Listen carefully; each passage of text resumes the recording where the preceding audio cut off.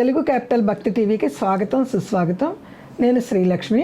ఈరోజు మనతో సంస్కృత పండితురాలు, జ్యోతిష నిపుణులు, ఆధ్యాత్మికవేత్త డాక్టర్ శ్రీ కుప్ప విజయశ్రీ గారు ఉన్నారు. విజయశ్రీ గారు నమస్కారం అండి. నమస్కారం శ్రీలక్ష్మి గారు. విజయశ్రీ గారు, మనం లలిత అష్టోత్తర శతనామావళిలో 14 నామాలు పూర్తి చేసుకున్నాము. 15వ నామం వివరిస్తారా? తప్పకుండానండి. 15వ నామము మనము నేత్రాల దగ్గర నుంచి కపోలాలకు వచ్చాం. అంటే నేత్రాల దగ్గర నుంచి కర్ణద్వయానికి వెళ్ళాం, అక్కడి నుంచి కపోలాలకు వచ్చాము. ఇప్పుడు కపోలాలకి కింద భాగంలో ఉన్నటువంటి అధరాల దగ్గరికి వస్తున్నాం. అధరం అంటే మధురం. అధరం మధురం, మధురమైన నామం ఇది. తాంబూల పూరిత స్మేర వదనాయే నమో నమః. తాంబూల పూరిత స్మేర స్మేర వదనాయే నమో నమః. వదనాయై నమో నమః. అమ్మవారి యొక్క పెదవులు అరుణిమ వర్ణంలో అత్యద్భుతంగా మెరుస్తూ సౌందర్యానికి నిలయాలుగా ఉన్నాయట. సౌందర్యానికే సౌందర్యం. ఆ రాగరంజిమతో అరుణిమ వర్ణంలో ప్రకాశిస్తూ ఉన్నాయి. ఎందుకని ప్రకాశిస్తున్నాయి అంటే ఇక్కడ సామాన్యమైన విషయంలోనే మనం విశేషమైనటువంటి అర్థాన్ని చెప్పుకోవాలి. అంటే చెప్తున్నది మనం విశ్వమాత గురించి.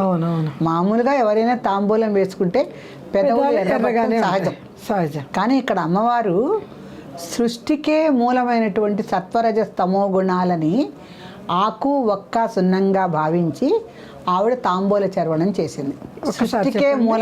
సృష్టికి మూలం ఏంటి? 3 గుణాలు. 3 గుణాలు సత్వరజస్తమో గుణాలు. అవునండి. సాత్విక గుణం ఉన్న వాళ్ళు ఉంటారు. ఋషుల బోటి వాళ్ళందరినీ సాత్విక గుణం ఉన్న వాళ్ళు అంటాం. రజోగుణం మనందరి బోటి వాళ్ళు. తమో గుణం అంటే చాలా దుర్మార్గమైన జీవితం గడిపే వాళ్ళకి తమో గుణం అంటారు. సో సత్వరజస్తమో గుణాల సమ్మేళనమే సృష్టి రహస్యం. తాంబూలం కూడా, ఈ తాంబూలంలో ఆకు ఒక్క సున్నము కూడా, ఈ 3 కూడా సత్వరజస్తమో గుణాలకి ప్రతీకలుగా చెప్పారు.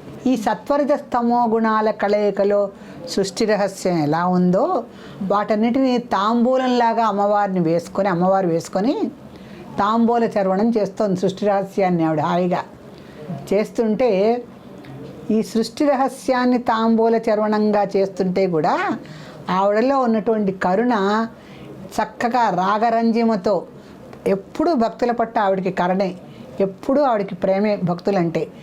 పెదవులు చక్కగా ఎరుపు వర్ణంలో ప్రకాశిస్తూ ఉన్నాయట. ఎరుపు వర్ణంలో ప్రకాశిస్తూ ఉన్నాయట. ఈ ఎరుపు వర్ణం ప్రకాశించడంలో మనం ఇందాక మంగళకరమైన ద్రవ్యాలు చెప్పుకున్నాం. ఇప్పుడు తాటంక యుగడీభూత తపనోడు మండల తాటంక యుగళైభూతాయ నమః అని చెప్పుకున్నాం.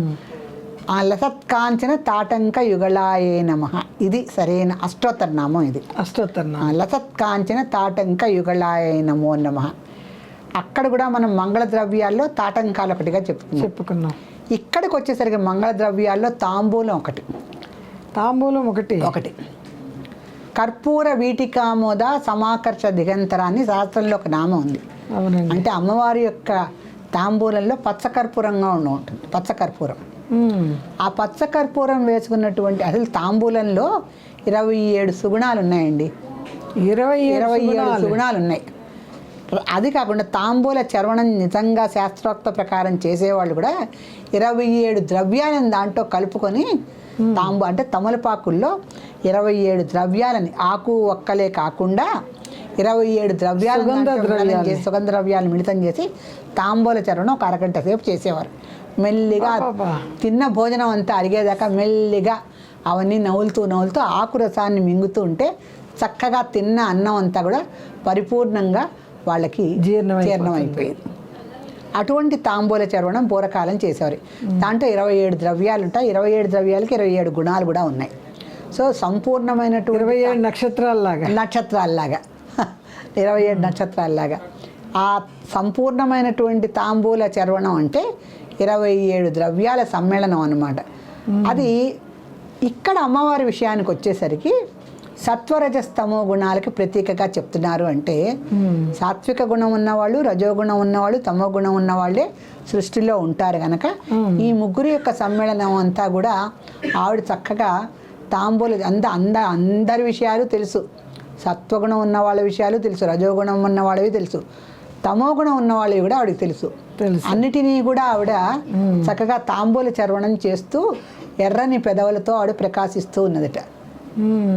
ఈ ఎర్రని పెదవులతో ప్రకాశించటం తాంబూల చర్వణానంతరం తర్వాత స్త్రీలకి మంగళభర్తమైనటువంటి వస్తువుల్లో ఇది కూడా ఒకటి. అంటే పసుపు కుంకుమ గంధమై కాకుండా తాంబూలం కూడా చెప్తారు. అందుకని వివాహానికి పూర్వము ఎవరు తాంబూలం వేసుకునేవారు కాదు. ఇది దాంపత్యానికి అనుకూలతనిస్తుంది ఈ తాంబూలం. అదే పూర్వకాలం బ్రహ్మచారి తాంబూల చర్వణం చేయకూడదు, బ్రహ్మచారులు తినకూడదు. పెళ్ళి అయిన తర్వాతనే వాళ్ళకి తాంబూల చర్వణం అనేది వాళ్ళకి అర్హత వస్తుంది. అందుకని ఈ తాంబూల చర్వణం అనేది మంగళప్రదమైనటువంటి స్త్రీ అంటే సభార్తకంగా ఉండాలి. మంగళసూత్ర ధారణ చేసి భర్తతో కలిసి ఉన్నటువంటి స్త్రీ మంగళప్రదురాలు అని చేసి మన పురాణాల ప్రవచనం. అంటే స్త్రీలందరూ మంగళకారకులే. వివాహానంతరం ఆ మంగళత్వం అనేది పెరుగుతుంది. ఆవిడ దివ్య మంగళగా సర్వమంగళగా ఎలా మారుతుందంటే గృహిణి అయ్యేటప్పటికి ఒక సొగసు వస్తుంది. అది కాకుండా మంగళత్వం పెరుగుతుంది. సర్వమంగళ అని అమ్మవారిని ఎందుకంటారంటే ఎప్పటికీ కూడా అన్ని కాలాల్లోనూ ఆవిడ సర్వమంగళగానే ఉంటుంది. సర్వకాల సర్వావస్థలోనూ ఆవిడ మంగళ రూపిణి. సో ఆవిడ రూపాల్లో స్త్రీలు ఉన్నారు కనుక స్త్రీలు కూడా సర్వమంగళలుగా ప్రకాశించాలి అంటే దాంట్లో పసుపు కుంకుమ గంధంతో పాటు తాంబూలం కూడా ఒకటిగా చెప్పారు. ఈ తాంబూలం ఎంత విశేషమైందంటే సృష్టి రహస్యాన్నంతా కూడా ఆ 3 ఆకు ఒక్క సున్నంలో సృష్టి స్థితి లయల పెట్టి అది సత్వరజస్తమో గుణాలకు ప్రతీకగా పెట్టి అమ్మవారు సృష్టి రహస్యాన్నంతా ఈ తాంబూలంలో సేవించి ఎర్రని పెదవులతో సౌందర్యమూర్తిలాగా ప్రకాశిస్తూ సృష్టిని వీక్షిస్తోందా అన్నట్టుగా ఉందట అమ్మవారు. అలా ఉన్నటువంటి అమ్మవారు ఈ 27 గుణాలను ప్రసాదించేటువంటి ఈ తాంబూల చర్వణం చేస్తుంటే దాంట్లో పచ్చకర్పూరము, ఈ ఏలకులు, లవంగాలు, ఈ సుగంధ ద్రవ్యాలన్నీ, శ్రీఫలము ఇవన్నీ ఉంటాయి కదా, జాజికాయ, జాపత్రి ఇవన్నీ ఉంటాయి. ఇవన్నిటితో కలిసి చేస్తున్నప్పుడు దానికి కర్పూర వీటికామోద సమాకర్ష దిగంతర అనే నామశాస్త్రంలో ఎందుకు చెప్పారంటే ఆ తాంబూల చర్వణం యొక్క సువాసనకి చుట్టుపక్కల ఉన్న వాళ్ళందరూ కూడా దిగంతర దిక్కుల్లో ఉన్నటువంటి అష్టదిక్పాలకులందరూ కూడా వచ్చి కొంచెం ఆవిడ ఏమైనా ప్రసాదం పెడుతుందేమో అని ఎదురు చూస్తూ ఉన్నట్ట. కర్పూర వీటికామోద సమాకర్ష దిగంతర ఆకర్షితులయ్యారట వాళ్ళు. అమ్మవారు తాంబూల చర్వణం చేస్తుంటే ఆ వాసన అన్ని అష్టదిక్కులంతా వ్యాపించి ఉంది. ఆ వ్యాపించి ఉన్నటువంటి ఆ యొక్క సువాసనను చూసి దిక్పాలకులందరూ వచ్చి కూడా అక్కడ క్యూ కట్టి నుంచున్నట్ట. మాకేమన్నా కొంచెం కబళం ఇస్తుందా అమ్మవారు ప్రసాదంగా అని చెప్పి. దాంట్లో సుబ్రహ్మణ్యేశ్వర స్వామి కూడా ఉన్నాడని చెప్తారు, అలా తన పుత్రుడు. అలా అమ్మవారి యొక్క తాంబూల చర్వణం అంటే అది సృష్టికి ఒక విలాసం, సృష్టికే ఒక ఆనందకరమైనటువంటి విషయం. ఎందుకంటే సృష్టి మొత్తం రాగరంజితం అయిపోతుంది ఆవిడ తాంబూల చర్వణం చేస్తుంటే. సృష్టి విలాసం ఏంటంటే రాగరంజితంగా ఉండటమే. ఆ రాగరంజితమైనటువంటి ప్రవృత్తి అందరిలో కలగాలని చెప్పేసి ఆవిడ తాంబూల చర్వణం చేస్తోంది అని మన వ్యాఖ్యానకారులు చెప్తారు. ఆ రకంగా అమ్మవారు సుందర శృంగార ఉజ్వల మూర్తి.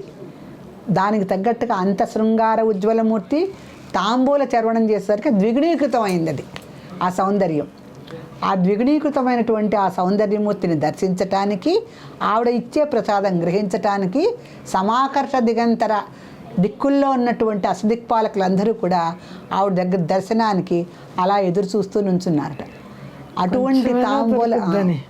అటువంటి తాంబూల చర్వణం చేసి అమ్మవారు రాగరంజితంగా శోభామయ సర్వమంగళమూర్తిగా శృంగారమూర్తిగా అందరికీ దర్శనం ఇచ్చిందట. శ్రీమాత్రే నమః. తల్లి చూడండి, చిన్నప్పుడు పసిపిల్లలకి తాంబూలం వేసుకున్న తర్వాత నాలిక కొనతో వాళ్ళకి ఇచ్చేవారు. వాళ్ళు గొడవ ఎగబడుతూ ఉండేవాళ్ళు.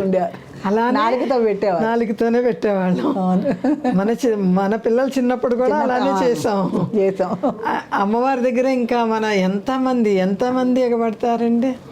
చాలా గొప్ప విశేషం చెప్పారండి. చిన్ననాటి విషయంలో కూడా గుర్తు చేశారు. శ్రీమాత్రే నమః. శ్రీమాత్రే నమః.